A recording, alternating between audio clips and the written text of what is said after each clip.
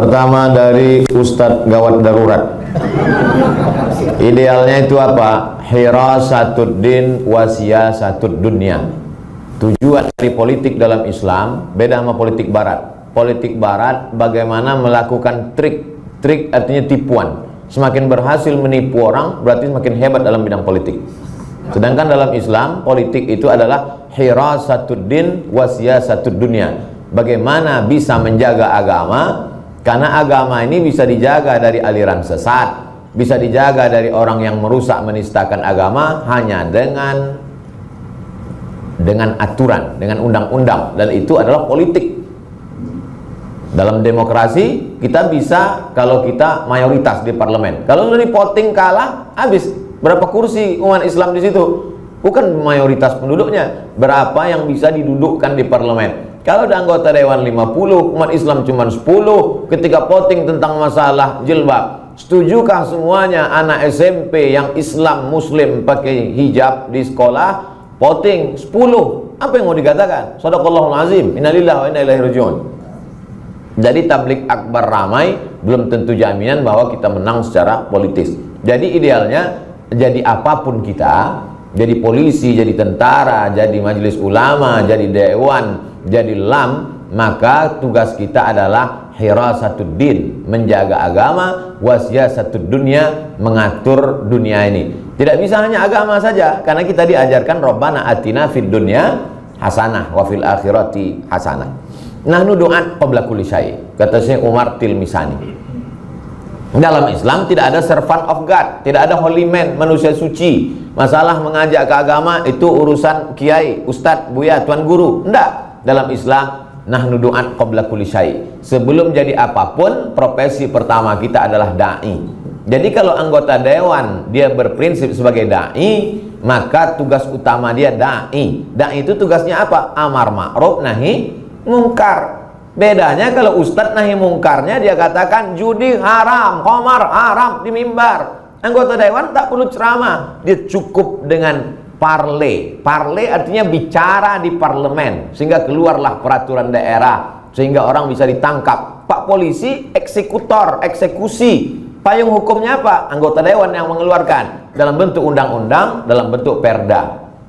Nahnu du'at qabla kulli syai'. Bupati, kalau dia mengerti bahwa dia adalah dai, maka dia dengan serta-merta mengeluarkan perda. Kalau tidak bisa, perbob, peraturan bupati, pergub, peraturan gubernur. Semua PNS potong atas 2,5%. Yang tak mau keluar dari provinsi ini.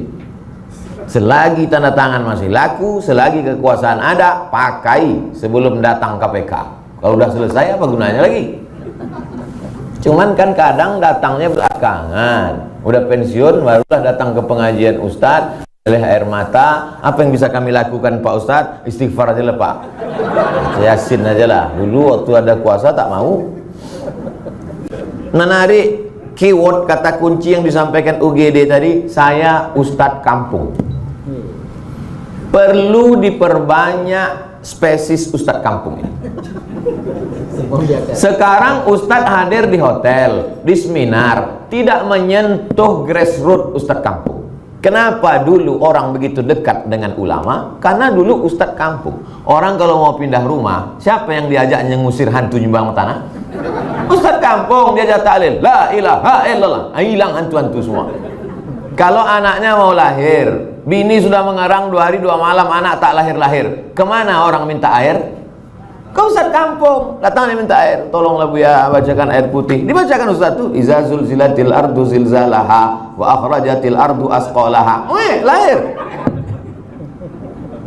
Kalau anaknya mau nikah takut dia hujan, dimintanya tolonglah Buya, ini tenda udah ini, gulai udah masak, takut kami hujan. Kemana dia minta? Kau Ustadz kampung. Jadi masyarakat merasa terutang budi. Dulu anaknya payah lahir, Ustadz kampung. Dulu waktu dia mau pindah rumah, Ustadz kampung. Istrinya kerasukan, Ustadz kampung. Akhirnya sampai pada meminta pilihan politik. Kemana dia bertanya?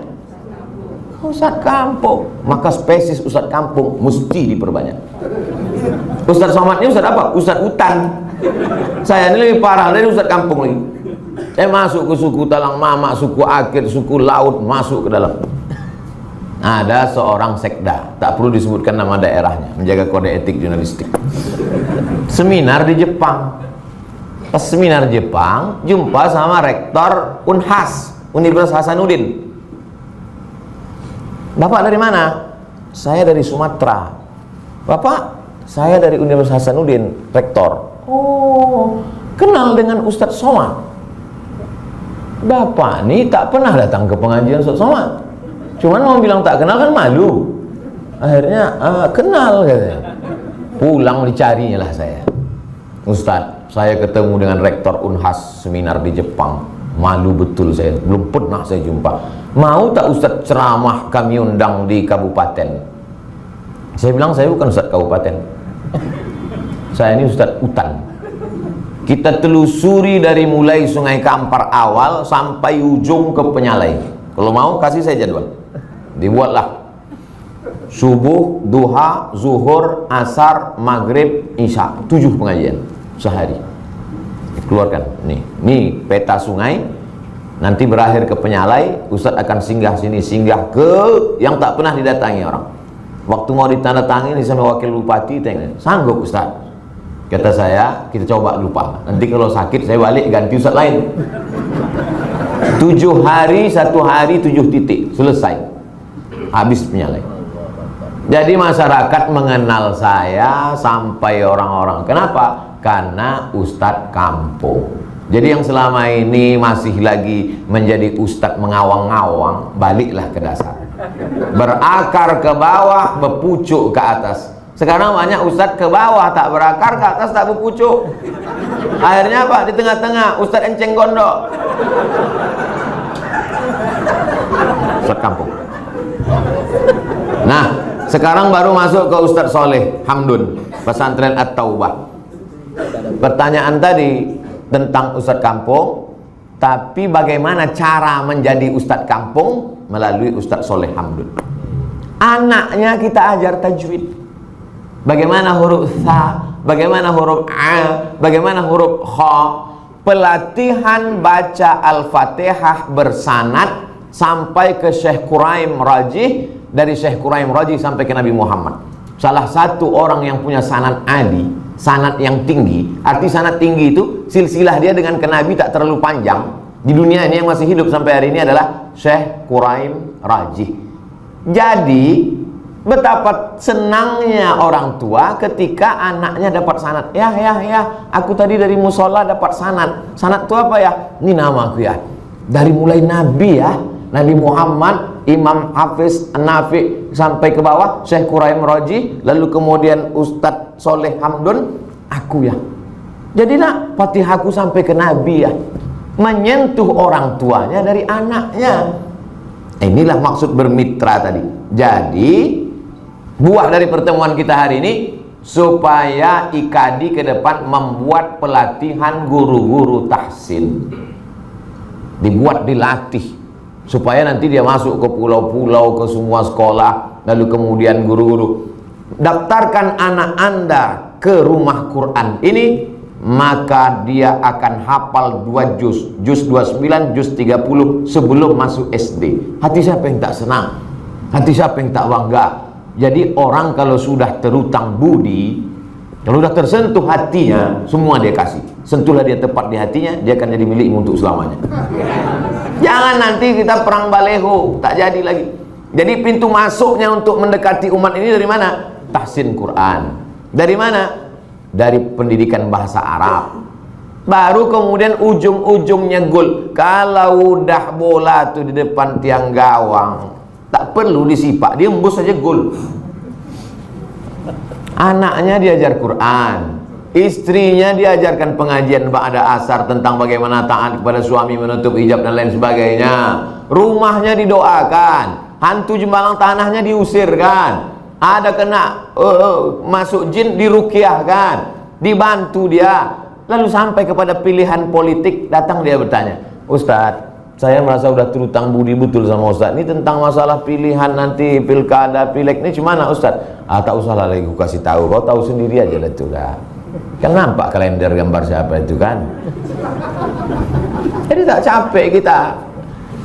10 orang datang ke rumah dia menawarkan duit amplop, ada yang 100.000, ada yang 500.000, takkan terpukau dengan itu. Dan kita ajarkan pula, datanglah Ustaz Somad ceramah tabligh akbar, ambil duitnya, jangan coblos orangnya, selesai. Tapi kalau tidak kita cerdaskan umat ini, maka ini saling kait mengait antara UGD dan Ustadz Soleh Hamdun. Mesti ada tindak lanjut yang real. Saya tak mau selesai ini jadi asap mengawang-awang. IKADI yang sudah menggagas pertemuan ini, maka ke depan pelatihan guru-guru tahfiz, pelatihan guru-guru bahasa Arab. Nanti bagian iklannya, minta aja tuliskan kalimat, Ustadz ini kalimatnya tolong bacakan. Nanti baru kami buat videonya di Pekanbaru. Kepada seluruh anak-anak muda di Kepulauan Riau, segera daftarkan diri Anda ke nomor berikut ini, datang, akan disebar ke seluruh ini, bla bla bla bla. Jangan lupa subscribe, like, and share. Bagi-bagi tugas kita. Ada yang mempertahankan tiang gawang, ada yang menjadi striker penyerang, ada yang jadi back, ada yang jadi wasit. Jangan semuanya menjaga gawang. Siapa nanti penyerang? Jangan semuanya menyerang, nanti kebobolan. Tapi puncak dari kerjasama ini adalah meraih kemenangan supaya agama ini terjaga. Hirasatuddin wasiyasatud dunia. Wallahu a'lam. Pertama dari Ustaz Afrizal JPRMI. Pertama, strategi menyadarkan umat ini bagaimana? Kita punya yang namanya khutbah Jumat. Khutbah Jumat itu isinya tidak boleh khilafiyah, tapi isinya umum saja. Tidak mengajak kepada partai tertentu, mengajak kepada golongan tertentu, menyadarkan umat betapa kalau kita tidak melek politik, maka kita akan dipolitiki orang. Kalau kita tidak menggunakan suara kita, maka suara kita akan dimanfaatkan orang. Jadi bagaimana menggunakan kata-kata kalimat yang umum, singkat, padat, bermakna, tegas, memilih diksi yang mengena sehingga pesan dakwah itu sampai, khutbah. Yang kedua, bahwa kita ada kajian-kajian. Ada kajian ibu-ibu ba'da asar, ada kajian bapak-bapak malam Jumat, ada kajian-kajian. Dimanfaatkan kajian-kajian ini untuk jadi tema-tema itu. Jangan lagi, betul, toharoh itu memang air suci mensucikan, darah haid, darah bisul, darah nifas, darah wiladah. Memang kalau tidak paham toharoh, sholatnya tidak sah. Tapi juga jangan lupa, di samping fikih ibadah, fikih muamalah, ada namanya fikih siasah. Disebut juga dengan al-ahkam as-sultaniyah. Disebut juga dia dengan as-siasah as-syar'iyah. Disebut juga dengan al-khilafah. Disebut juga dengan min fiqhid daulah. Itu adalah beberapa istilah, casingnya beda, yang substansi maknanya satu. Bagaimana umat Islam ini disadarkan. Jadi kalau selama ini talakti, pengajian di sana baca apa? Arba'in Nawawi. Pengajian di sana apa? Tafsir Jalalain. Pengajian di sana apa? Al-Ahkam As-Sultaniyah. Payah jelimet bahasanya, karena udah 1000 tahun kitab ini umurnya. Cari buku yang simpel sederhana, Min Fiqhid Daulah Yusuf Qardawi. Lebih kontemporer dan bahasanya lebih sederhana. Jadi judulnya baca kitab juga. Judulnya halaqah, judulnya talaqi, judulnya berjumpa dengan orang dengan kitab bersanad, tapi isinya adalah kesadaran. Jadi semua mesti digarap. Seperti pokok kayu, ada yang menggarap batang kayu, ada yang menggarap akar kayu, ada yang menggarap pucuk kayu. Yang pucuk kayu, tabligh akbar. Yang batang kayu, yang akar kayu, kajian-kajian. Ada yang lebih khusus lagi, akar kayu, membaca kitab. Semua segmen mesti digarap. Kalau tidak, akan digarap orang lain. Yang kita khawatirkan akan digarap oleh semangka, kulitnya hijau, isinya merah.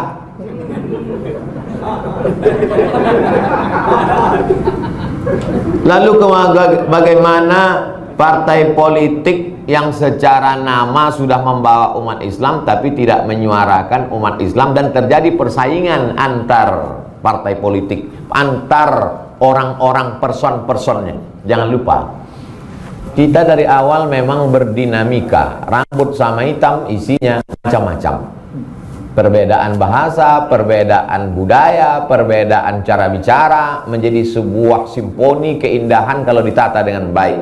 Makanya ada ungkapan ikhtilafu ummati rahmatun, bukan hadis Nabi.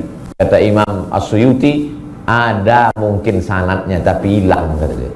Kalau hilang sanad Tidak ada sanadnya, la aslalahu. Tapi kata-kata indah bahwa perbedaan ini bisa menjadi rahmat. Ada seorang ulama namanya Syekh Abdul Halim Mahmud, dapat gelar doktor dari Sorbonne, Prancis. Jabatan terakhirnya Grand Syekh Azhar. Kata dia dalam buku biografinya, Alhamdulillah hazihi hayati.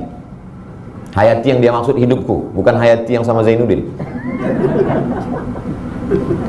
Bahwa dalam Islam ini ada 3 aliran yang tak pernah bersatu.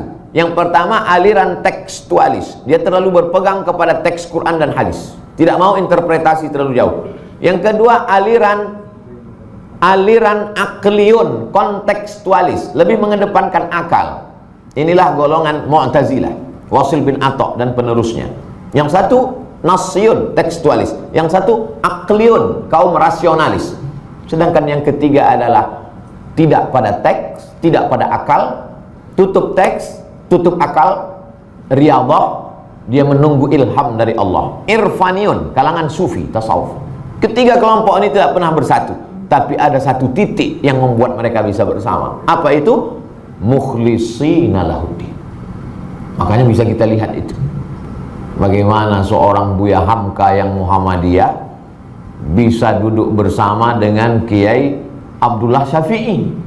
Buya Hamka imam besar Masjid Al-Azhar Blok M, datang Kiai Abdullah Syafi'i yang Nahdlatul Ulama, kaum tua Syafi'iyah. Begitu Buya Hamka tahu ini mau datang, apa yang dilakukan Buya Hamka? Buat azan Jumat hari ini 2 kali karena Abdullah Syafi'i mau datang. Jadi orang akan ketemu pada titik mukhlisina lahuddin, tapi pada yang bersifat khilafiyah. Yang pula gara-gara ini sediakan khamar karena saya mau datang, sama-sama mabuk kita hari ini. Ini tidak betul. Maksudnya yang masih pada koridor khilafiyah. Nata'awan fima tafaqna wa nata'adzar fima ikhtalafna. Pada perkara-perkara yang kita sepakati, mari kita beramal bersama. Tapi pada perkara-perkara yang kita berbeda pandangan, kita bekerja sama dalam yang kita nata'awan fima ikhtalafna.